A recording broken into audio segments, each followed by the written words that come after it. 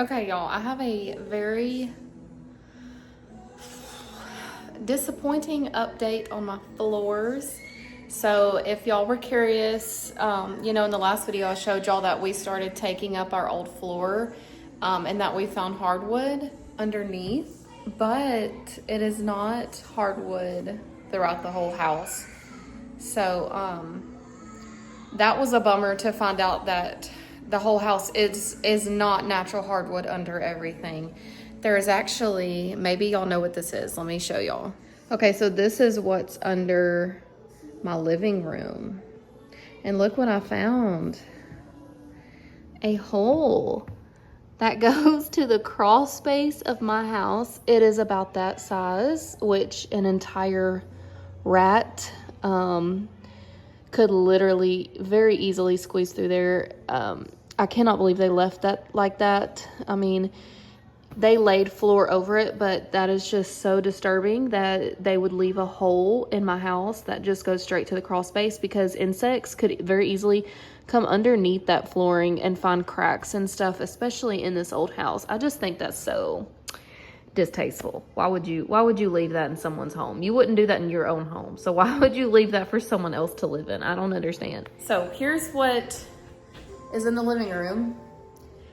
Honestly, to me, it looks like old linoleum. But it also has like weird foamy looking parts, almost like it would be underneath carpet. So I don't know if they had linoleum and then they had carpet and then they ripped all that up and that's when they laid our old floors on here. I don't know.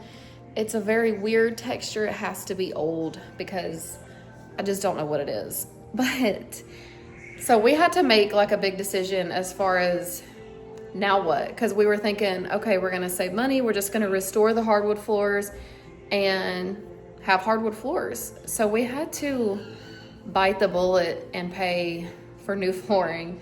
We ended up choosing just the peel and stick vinyl, which is basically what was in here before.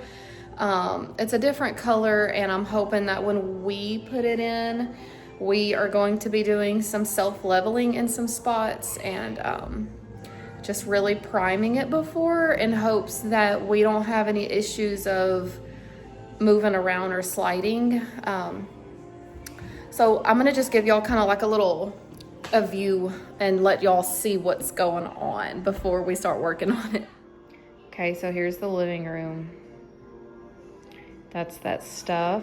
There's the giant hole, was under my couch. And you can see that it looks like they already did some self-leveling stuff here. I wanna say maybe they knocked walls down right there. And so they had like and then you can see there's like self-leveling at each like doorway. So I don't know, but the hardwood was in here. Y'all saw this, we've already sanded that. I'm so sad that the whole house is not that, because that would have been so beautiful. But then when you walk through my hallway, you see it in here as well. And it's basically, it goes all the way to the hallway, but then this is the kids' bathroom right there. I can't put the camera up because Riot's using the potty. But then for the bathroom, it turns into this again. So I don't really know. Okay, so I realize I really have never showed y'all what the old floor looked like, but we still have this around here by the toilet to get up because we still haven't done the bathroom. So, I feel like I would show y'all. So technically this is not the same as the peel and stick. This is more of like the interlocking kind. If you can see here, it has like the little edging that the next piece would go on, and it interlocks. But basically, y'all, these floors are floating. There is absolutely nothing keeping them from sliding. Does that make sense? So even though they are interlocking along these seams and the edges, they are like literally just up, okay? So it was very easy to take this off, which was kind of good for us, but it's also part of the reason why the floors just, like, they were literally cracking and coming up so much. Like, you see this? This is part of the floor. It's all over the house, okay? It is literally just, when you take these off, they're just cracking in half and stuff. Like even just like the boards, they're very, very fragile. And so I feel like our new floors, you know, we laid down a very like sticky layer of adhesive. We primed them. And so they're not really floating floors. And so I feel like it's going to be better than this stuff. Because even though this stuff is supposed to snap and lock, it moved a lot and it just did not stay with all of the wear and the tear on the house. And then like also, eventually like mopping and spills and stuff, like having kids and all that. Like I feel like, you know, liquid and like water and stuff got in these cracks. And when there's no glue or anything, it just makes it so easy to, you know, like pull apart. So obviously this piece in the bathroom doesn't look horrible, but y'all should have seen in my hallway, I used to keep a runner rug to like hide it, but it was severely coming up. So anyways, I figured I would just kind of show y'all what kind of floor it was before this. Okay, so here's what I was talking about. This is still hardwood flooring here. And then this turns into, I really don't even know. Honestly, it looks like subflooring.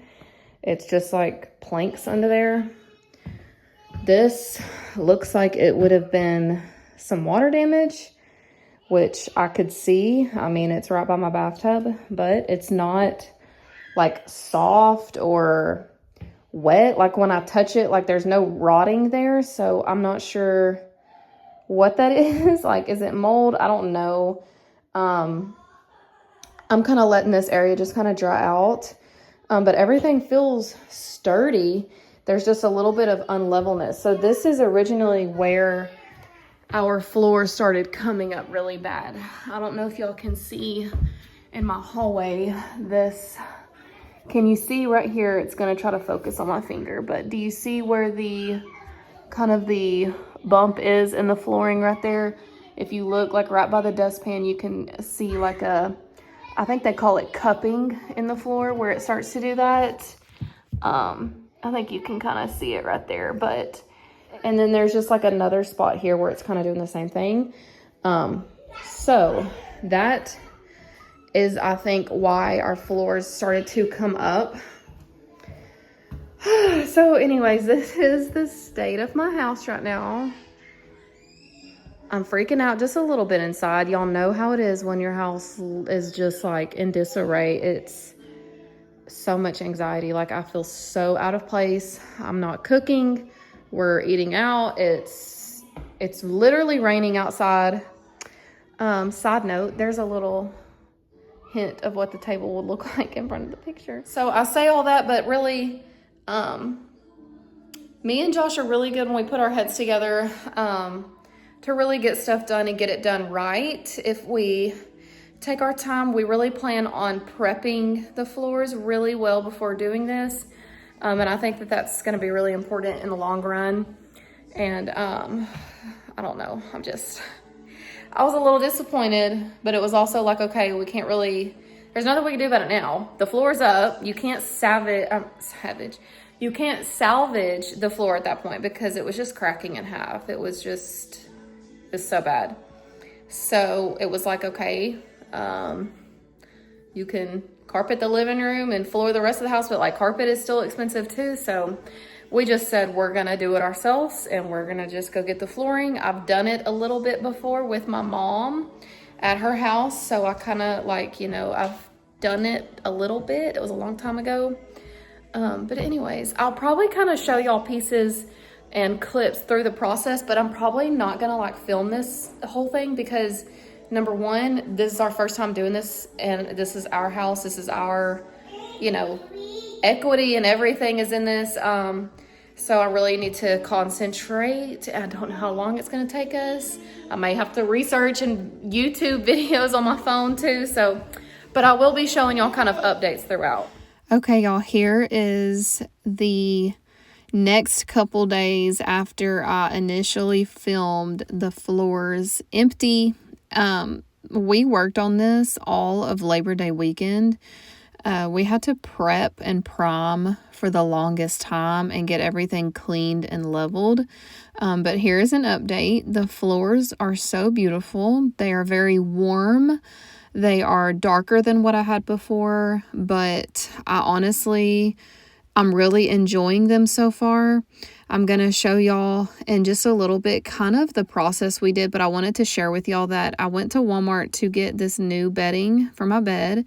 And then I also went and got a rug because I knew when I put this dining table in my actual dining room, I wanted a rug to be underneath it because I'm trying to prevent as much scratching and damage to the new floors as possible. And so I found this one on Walmart's app, but it looked more green in the picture, and I will drop a little picture and show y'all what I'm talking about here in just a second.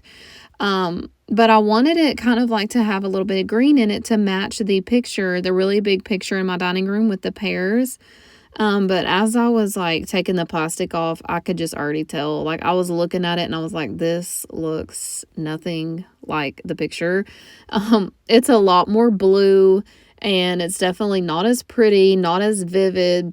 But I went ahead and unrolled it just to see because I thought maybe once I put the table on top and the lighting is all, right. And I don't know. I thought, let me just give it a chance. So I did go ahead and unroll it. And I knew that once we were done with the dining room, I would just roll it out and let the table and the benches sit on it, kind of help flatten it out and whatever. So that's what I did. Me and Josh wanted to finish the dining room this evening because it's basically just a square room. There's not a whole lot of cutting to be done except for close to the walls and all that. So we had to take like a week break after Labor Day doing the living room and the laundry room. It was so exhausting, y'all. We could barely walk the next day after because we did it for like 2 full days straight and we were so sore. Like, y'all, I seriously felt like I did like a hardcore leg workout. It was so tiring and my knees, everything was hurting. Like, we were both so sore. It's a lot of up and downs, like going to get this and then squatting down, lay this piece down, and oh my gosh, it was just a lot. So I just kind of wanted to show y'all a little bit of the process that we did. Obviously, I'm not filming like a whole lot, but I wanted to share with y'all that we did prime our floors first, and we just used like a paint roller brush to do that. And it kind of just helps with anything slick or sticky already, like just like if you have like maybe like a cement surface or anything that's not, primed. So we did do that. And then we were using this Henry brand adhesive.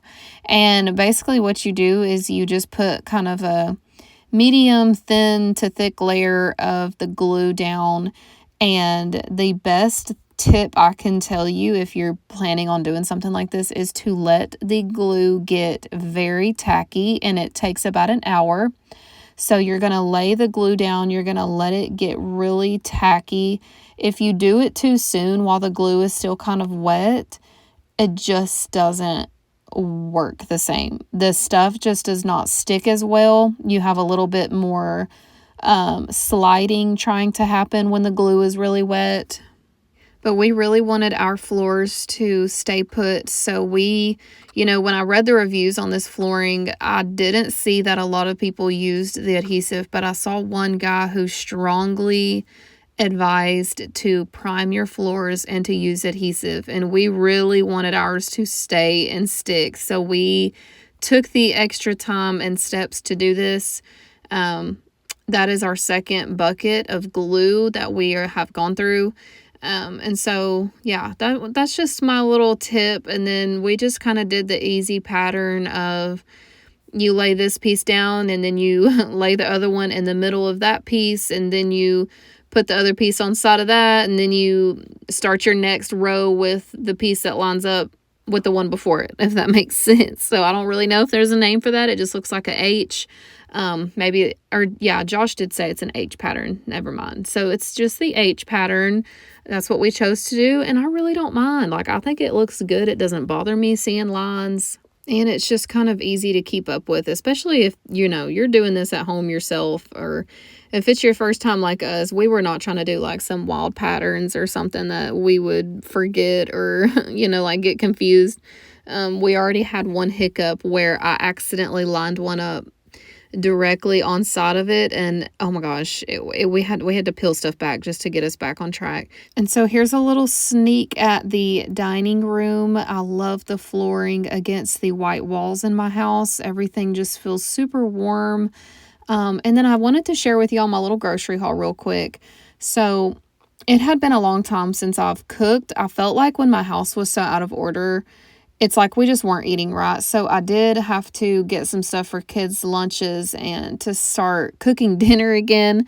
So I went to Sam's and I went to HEB. I got these Uncrustables for the boys' lunches. They like those and they're so easy to just thaw out by the time they eat lunch. I got a rotisserie chicken from Sam's. And then I got this huge thing of this ground beef because I want to make burgers one night. And then I thought I could just use it for something else, like an easy meal for another night. I'll probably like freeze half of it.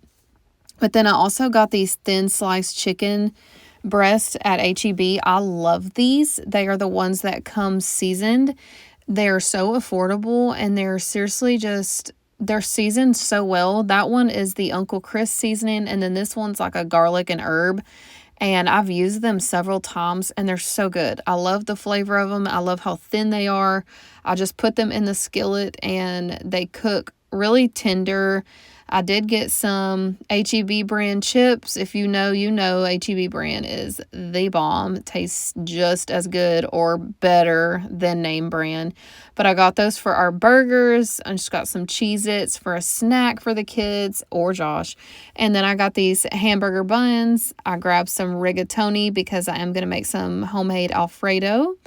And then I kind of am on like a, I don't know why, I'm all about like some pickles and like olives right now. The sprinkles are for the boys' yogurt. They love yogurt. And so the sprinkles just help them, eat it. The cookie butter, y'all, is amazing. If you've never had that, that is so good with apples. But here's the olives I got. And then I got like just some sandwich pickles. And I also got like some hamburger, pickles, you know what I mean, like pickles for our hamburgers. And then I got some chocolate syrup because my kids love chocolate milk at night. And I don't know about y'all, but orange juice is so expensive. So I just got this little, is it a half gallon? I don't know.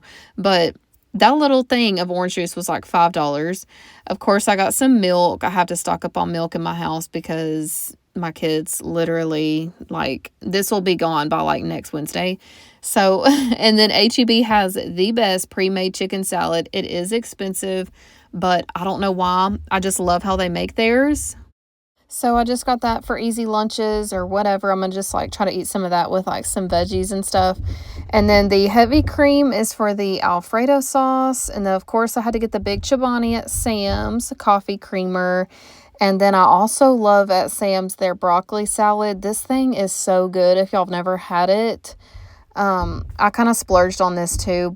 I really like this, and it's just something different to have like during the day just to add to like my lunches. And then I wanted to get some chocolate chip cookies for the weekend just to have one night we can snuggle up and watch movies or something just to treat me and Josh and the kids. And then here is all of my produce I got. So I got their big thing of strawberries, and I got these mini cucumbers that I thought would be really good for me. I don't even know if my kids will eat those. I'm going to try, but I know me for sure. Maybe Josh. And then the Brussels sprouts, me and Josh both like those if I like roast them really good in the oven. And then I got this big package of sweet corn for when we do burgers too.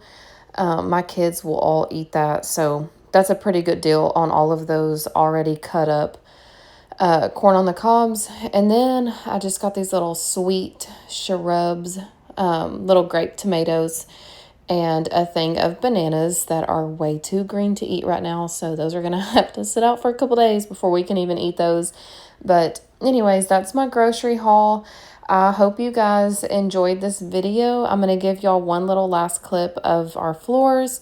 I ended up taking the rug back to Walmart because I disliked it that much, and I'm going to hunt for something else. I hope you all have a great weekend, and I'll see y'all next week.